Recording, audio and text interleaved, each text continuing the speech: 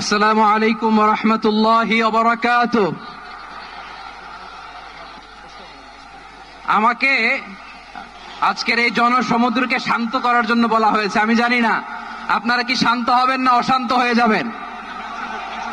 প্রিয় সুধী, মার্চ করতে যে লাথি গুতা ঠেলা উষ্টা সব আমরা খেয়েছি, তারপরেও আজকের এই সোহরাওয়ার্দী উদ্যানের এই গণজমায়েতে, এই জনতার মহাসমুদ্রে উপস্থিত হয়ে আমরা বুঝতে পেরেছি আজকের এই মহাসমুদ্র, জনসমুদ্র ফিলিস্তিনের প্রতি, আল আকসার প্রতি বাংলাদেশের জনগণের ভালোবাসার বহিঃপ্রকাশ।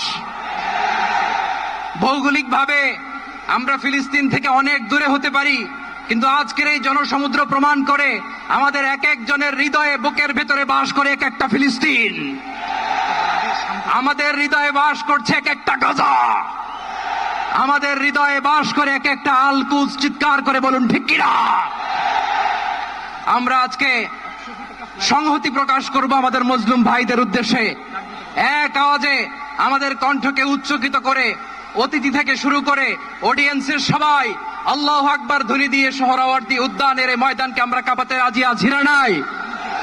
নারায়ে তাকবীর, নারায়ে তাকবীর। দিন ইসলাম, দিন ইসলাম। ফিলিস্তিন, ফিলিস্তিন। আল কুদুস, আল কুদুস। ফিলিস্তিন, ফিলিস্তিন। আল কুদুস, আল কুদুস। আমার ভাই শহীদ কেন? জাতিসংঘ জবাব চায়। গাজায় গণহত্যা কেন? জাতিসংঘ জবাব চায়। আমি যা বলি আমার সাথে আওয়াজ করে ইংরেজিতে স্লোগান ধরুন, free free Palestine, free free Palestine, free free Al Aqsa. 1 2 3 4, genocide no more.